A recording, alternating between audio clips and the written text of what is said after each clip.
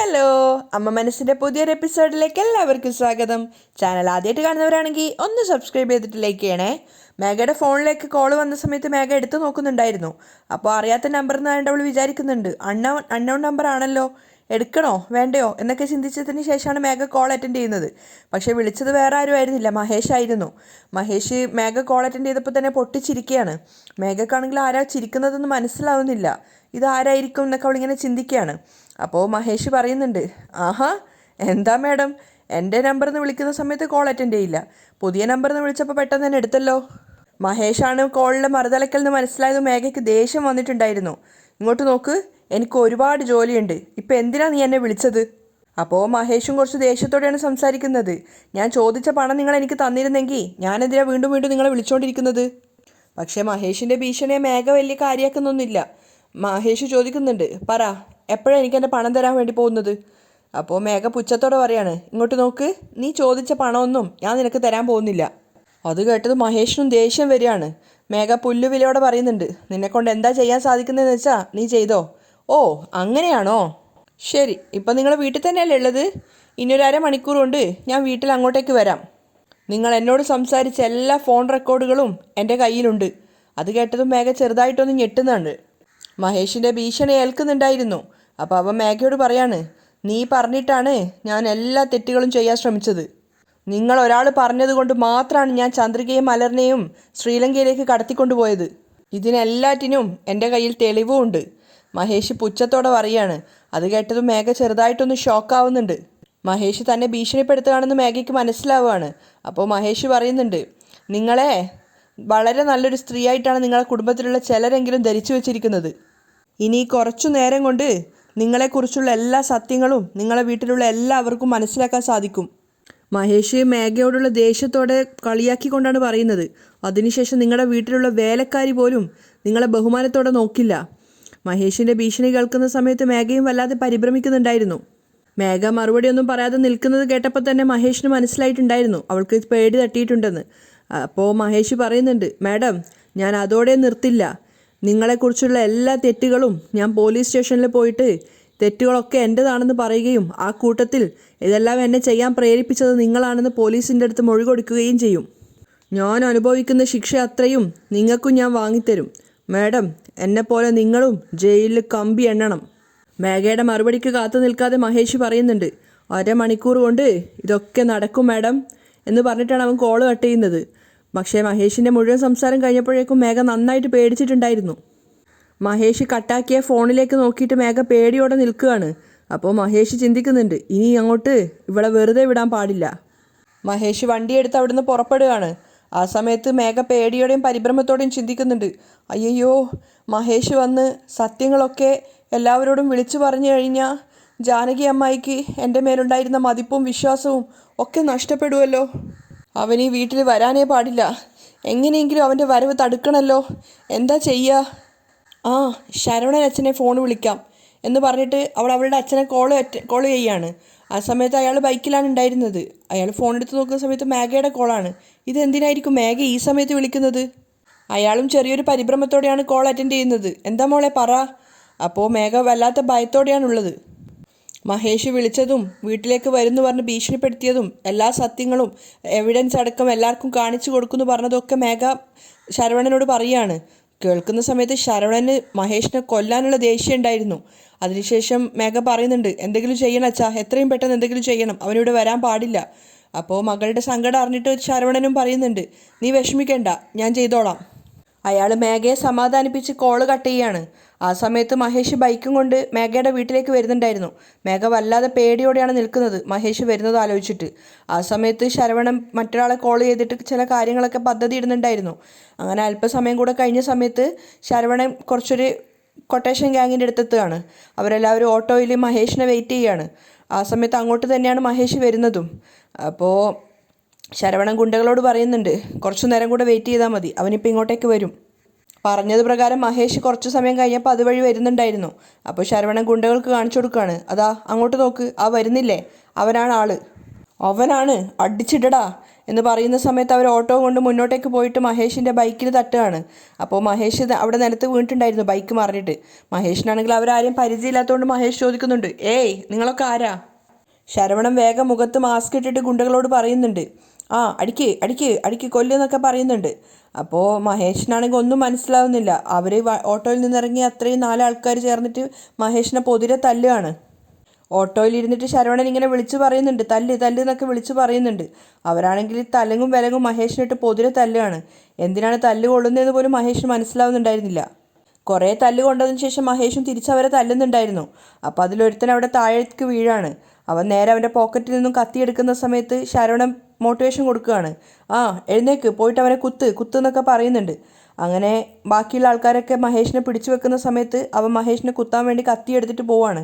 ആ സമയത്താണ് ഒരു കാർ അങ്ങോട്ടേക്ക് വരുന്നത്. കാറിൽ നിന്ന് ഇറങ്ങിയത് മറ്റാരും ആയിരുന്നില്ല, സിദ്ധു ആയിരുന്നു.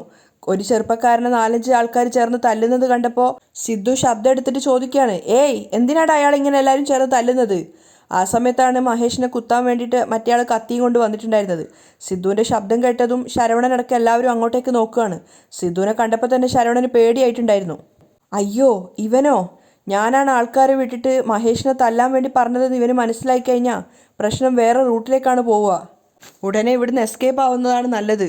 അതിനുശേഷം ഗുണ്ടകൾ അയാൾ ചേർന്ന് വിളിക്കുകയാണ്, ഡാ മതി, അടിച്ചത് മതി, എല്ലാവരും ഇങ്ങോട്ടേക്ക് വാ, അവനെ വിട്ടിട്ട് വരാൻ നോക്ക്.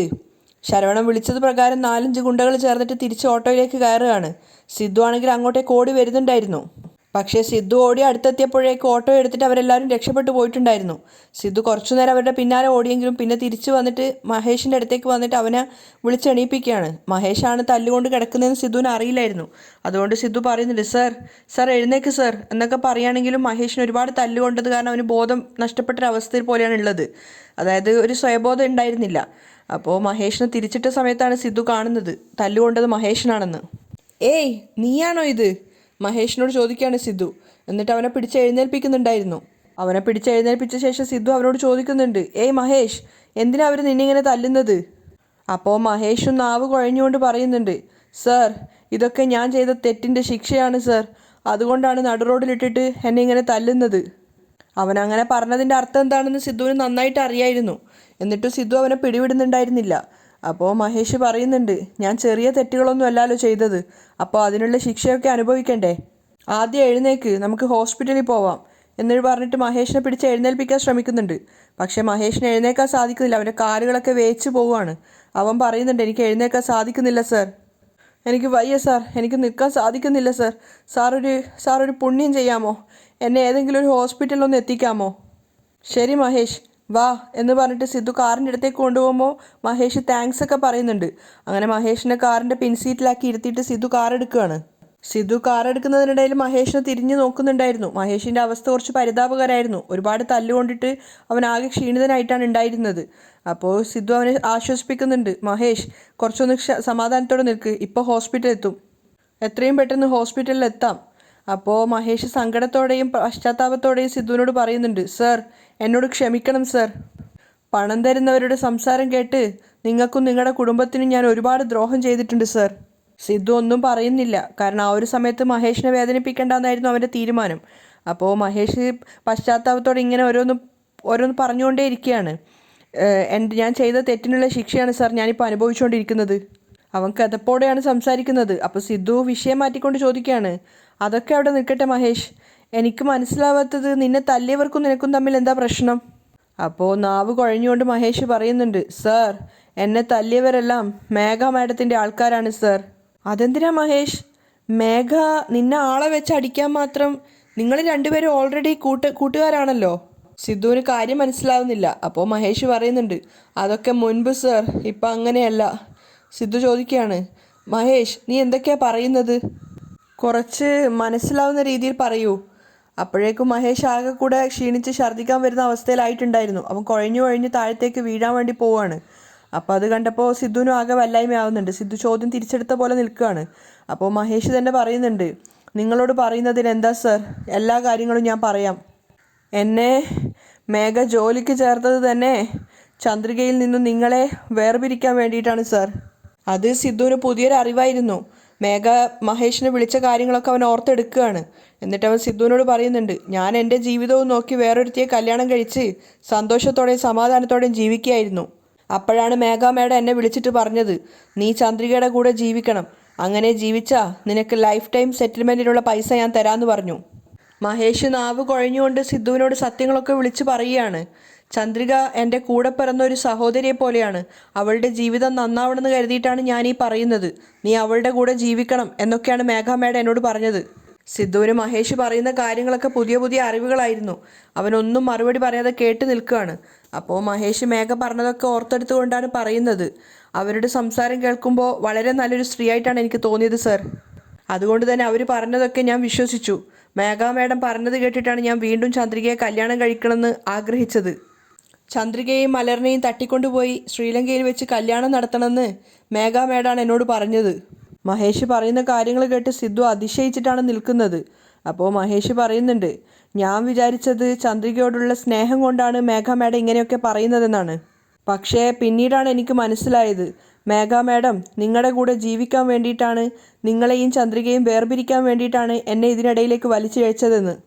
സംഭവിച്ച ഓരോരോ കാര്യങ്ങളും വള്ളി പുള്ളി തെറ്റാതെ സിദ്ധുവിനോട് പറഞ്ഞു കൊടുത്തുകൊണ്ടേ ഇരിക്കുകയാണ് മഹേഷ്, ഒരു കുറ്റസമ്മതം പോലെ. അപ്പോൾ മഹേഷ് പറയുന്നുണ്ട്, ഞാൻ ചെയ്ത എല്ലാ തെറ്റുകൾക്കും ആ മേഘ മേഡാണ് സർ കാരണം. അത് കേട്ട സമയത്ത് സ്റ്റിയറിങ്ങിന് പിടിച്ചിട്ടുണ്ടായിരുന്ന സിദ്ധുവിൻ്റെ കൈ ഇങ്ങനെ ദേഷ്യത്തോടെ നിൽക്കുകയാണ്. പക്ഷേ മഹേഷിനോട് ഒരു അക്ഷരം പോലും അവൻ തിരിച്ച് പറയുന്നുണ്ടായിരുന്നില്ല. അപ്പോൾ മഹേഷ് തന്നെ പറയുന്നുണ്ട്, ഇത് ഞാൻ ഏത് സ്റ്റേഷനിലും ഏത് കോടതിയിലും വന്നിട്ട് പറയാം സാർ. സാർ, ഞാൻ ഇതുവരെ ചെയ്ത തെറ്റുകൾക്ക് ജയിലിൽ കിടന്ന് ഒരുപാട് ശിക്ഷ അനുഭവിച്ചു സാർ. പക്ഷെ ആ മേഘ ഒരു ശിക്ഷ ഇതുവരെ അനുഭവിച്ചിട്ടില്ല. അവൾക്ക് എങ്ങനെയെങ്കിലും ശിക്ഷ വാങ്ങിക്കൊടുക്കണം സാർ. എൻ്റെ ശരീരം സുഖമായി കഴിഞ്ഞാൽ ഞാൻ തന്നെ സ്റ്റേഷനിൽ വന്നിട്ട് മേഘയ്ക്കെതിരെ പരാതി കൊടുക്കും സാർ. ഒട്ടും വയ്യാതെയാണ് മഹേഷ് ഈ കുറ്റസമ്മതമൊക്കെ നടത്തിയത്. അപ്പോൾ സിദ്ധു പറയുന്നുണ്ട്, മഹേഷ്, നീ പറയുന്നത് എനിക്ക് വിശ്വസിക്കാനും പറ്റുന്നില്ല, വിശ്വസിക്കാതിരിക്കാനും കഴിയുന്നില്ല. പക്ഷെ എന്തു തന്നെ ആയാലും നീ തെറ്റ് തിരുത്താൻ തയ്യാറായെന്ന് കേട്ടപ്പോൾ എനിക്ക് വല്ലാത്ത സന്തോഷം തോന്നുന്നു. ഇനിയെങ്കിലും ദയവ് ചെയ്ത് മേഘയായിട്ട് ഒരു ബന്ധവും വെക്കരുത്. മഹേഷ് തലയാട്ടിക്കൊണ്ട് അത് സമ്മതിക്കുകയാണ്. അപ്പോൾ സിദ്ധു പറയുന്നുണ്ട്, ശരി മഹേഷ്, നമ്മളിപ്പോൾ ആദ്യം ഹോസ്പിറ്റലിൽ പോയിട്ട് ഞാൻ നിങ്ങളെ അവിടെ അഡ്മിറ്റ് ചെയ്യാം. ആദ്യം നമുക്ക് ട്രീറ്റ്മെൻറ്റ് ചെയ്യാം. അതിനുശേഷം നിങ്ങളുടെ ശരീരത്തിൻ്റെ അസുഖം മാറിക്കഴിഞ്ഞാൽ നിങ്ങൾ വന്ന് എന്നെ കാണ്. ശരി സർ, മഹേഷ് പറയുന്നുണ്ട്. അപ്പോഴും മഹേഷ് സങ്കടത്തോടെ പറയാണ്, ഒരുപാട് നന്ദിയുണ്ട് സർ. ഞാൻ നിങ്ങളെ നശിപ്പിക്കണമെന്നാണ് ആഗ്രഹിച്ചത്. പക്ഷേ ഇന്ന് നിങ്ങളാണ് എൻ്റെ ജീവൻ രക്ഷിച്ചത്. ഞാൻ മരിക്കുന്നത് വരെ ഈ ഒരു കടപ്പാട് എനിക്ക് എപ്പോഴും ഉണ്ടാവും സർ. സിദ്ധുവിന് മഹേഷിനോട് വല്ലാത്ത സങ്കടം തോന്നുകയാണ്. അയാൾ ഏകദേശം ഒരു ബോധമില്ലാത്ത അവസ്ഥയിലേക്ക് മാറിക്കഴിഞ്ഞിട്ടുണ്ടായിരുന്നു. സിദ്ധു അയാളെയും കൂട്ടിയിട്ട് നേരെ ഹോസ്പിറ്റലിലേക്കാണ് പോകുന്നത്. ആ സമയത്ത് ചന്ദ്രിക അവളുടെ വീട്ടിൽ മലറിനും അച്ഛനും അമ്മയ്ക്കും ഭക്ഷണം വിളമ്പി കൊടുക്കുകയാണ്. അവളോടും കൂടെ കഴിക്കാൻ പറയുമ്പോൾ അവൾ പറയുന്നുണ്ട്, ഞാൻ പിന്നീട് കഴിച്ചോളാന്ന്. അവർ ഭക്ഷണം കഴിച്ചുകൊണ്ടിരിക്കുമ്പോഴാണ് സിദ്ധു അങ്ങോട്ടേക്ക് വരുന്നത്. അപ്പോൾ സിദ്ധുവിനെ കണ്ട സമയത്ത് മഹേന്ദ്രൻ ഭക്ഷണം കഴിക്കാൻ വേണ്ടി ക്ഷണിക്കുകയാണ്. അപ്പോൾ സിദ്ധുവിൻ്റെ മുഖമൊക്കെ ആകെ വല്ലാതായിട്ടുണ്ടായിരുന്നു. സിദ്ധു മഹേഷിനെ കണ്ടുമുട്ടിയതും അവർ ചേർന്ന് കുറേ ഗുണ്ടകൾ ചേർന്ന് തല്ലിയതും അതിനുശേഷം സിദ്ധു രക്ഷപ്പെടുത്തിയതും മഹേഷ് പറഞ്ഞ കാര്യങ്ങളൊക്കെ ചന്ദ്രികയോടും ലക്ഷ്മിയോടും മലറിനോടും മഹേന്ദ്രനോടായിട്ട് പറയാണ്. അതൊക്കെ കേൾക്കുമ്പോൾ അവർക്കും വിശ്വസിക്കാനാവുന്നുണ്ടായിരുന്നില്ല. ഇതൊക്കെ മേഘ ചെയ്യിച്ചതാന്ന് കേട്ടതും എല്ലാവരും ആകെ ഷോക്കായിട്ടുണ്ടായിരുന്നു. പക്ഷേ അവസാനം മഹേന്ദ്രൻ പറയുന്നുണ്ട്, സിദ്ധു, മഹേഷ് പറഞ്ഞത് മാത്രം കേട്ടിട്ട് മേഘയാണ് ഈ തെറ്റുകളൊക്കെ ചെയ്യിച്ചത് എന്ന് പറയാൻ പറ്റില്ല. അപ്പോൾ സിദ്ധു പറയുന്നുണ്ട്, അങ്കിൾ, അയാൾ പശ്ചാത്താപത്തോടെയാണ് സംസാരിക്കുന്നത്. ഇല്ല സിദ്ധു, അവൻ പശ്ചാത്താപത്തോടെ ആയിരിക്കില്ല സംസാരിക്കുന്നത്. ചില ആളുകൾ എത്ര തന്നെ നന്നായി നമ്മൾ വിശ്വസിച്ചാലും അവർ നന്നാവില്ല. അവർക്കൊരിക്കലും മാറാൻ സാധിക്കില്ല. ഈ ഒരു കാര്യത്തിൽ അവനും മേഘയും എന്നെ സംബന്ധിച്ചിടത്തോളം ഒരുപോലെയാണ്. അവർ രണ്ടുപേരും തിരുത്തിയെന്ന് പറഞ്ഞു കഴിഞ്ഞാൽ നമ്മളത് വിശ്വസിക്കാനേ പാടില്ല സിദ്ധു. അവരുടെ സ്വന്തം കാര്യത്തിന് ആരെ വേണമെങ്കിലും പ്രതികളാക്കാൻ അവർക്ക് മടിയില്ല. അപ്പോൾ ലക്ഷ്മിയും പറയുന്നുണ്ട്, അതേ സിദ്ധാർത്ഥ്, നീ ഒരിക്കലും മഹേഷിനെ വിശ്വസിക്കരുത്. അവൻ നല്ലവനായിട്ട് അഭിനയിക്കുന്നതാണെന്നാണ് എനിക്ക് തോന്നുന്നത്. അപ്പോൾ സിദ്ധു പറയുന്നുണ്ട്, അങ്ങനെയല്ല അമ്മായി. ഒരാൾ എപ്പോഴും ജീവിതകാലം മുഴുവൻ മോശക്കാരനായിട്ട് തന്നെ ജീവിക്കേണ്ട ആവശ്യമൊന്നുമില്ലല്ലോ. അയാൾക്ക് തിരുത്താൻ ഒരു അവസരം ഉണ്ടായിക്കഴിഞ്ഞാൽ അയാൾ തിരുത്താൻ സാധ്യതയുണ്ട്. അങ്ങനെ മഹേഷും അയാളുടെ തെറ്റ് തിരുത്തിയിട്ട് നല്ലൊരു ജീവിതം ആഗ്രഹിക്കുന്നുണ്ടെങ്കിലോ? എല്ലാം കേട്ടതിന് ശേഷം ചന്ദ്രിക പറയുന്നുണ്ട്, സിദ്ധു സർ, നിങ്ങൾക്ക് മഹേഷിനെ കുറിച്ച് അറിയില്ല. നിങ്ങളുടെ മനസ്സിൻ്റെ ശുദ്ധഗതി കൊണ്ടാണ് നിങ്ങൾ അവനെ വിശ്വസിക്കുന്നത്.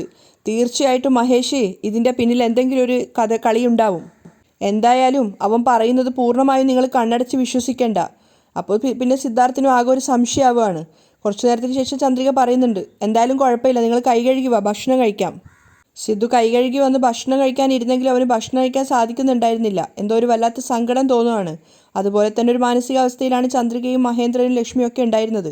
അങ്ങനെ പിറ്റേന്ന് നേരം വെളുത്തപ്പോൾ മലറിനെ കൂട്ടാതെ അവർ 4 പേരും കൂടെ ഒരു സ്ഥലത്തേക്ക് വന്നിട്ടുണ്ടായിരുന്നു. ഒരു അഡ്വക്കേറ്റിനെ കാണാൻ വേണ്ടിയിട്ടാണ് വന്നത്. അദ്ദേഹത്തിന് റിസപ്ഷനിൽ ചോദിച്ച സമയത്ത് കുറച്ച് സമയം വെയിറ്റ് ചെയ്യാൻ പറയുന്നുണ്ട്. അതിനുശേഷം റിസപ്ഷനിസ്റ്റ് മഹേന്ദ്രൻ്റെ പേര് ചോദിച്ച് മനസ്സിലാക്കിയിട്ട് അഡ്വക്കേറ്റിൻ്റെ അടുത്ത് പോയി പറയാൻ വേണ്ടി പോവാണ്. സർ, നിങ്ങളെ കാണാൻ വേണ്ടി മഹേന്ദ്രൻ എന്ന പേരുള്ള ഒരാൾ വന്നിട്ടുണ്ട്. ആഹാ, മഹേന്ദ്രനോ? എങ്കിൽ പെട്ടെന്ന് തന്നെ വരാൻ പറയൂ, അഡ്വക്കേറ്റ് പറയാണ്. അതിനുശേഷം തൻ്റെ മുന്നിലിരിക്കുന്ന മറ്റുള്ള അഡ്വക്കേറ്റിനോട് പറയുന്നത് നമുക്ക് പിന്നീട് സംസാരിക്കാം.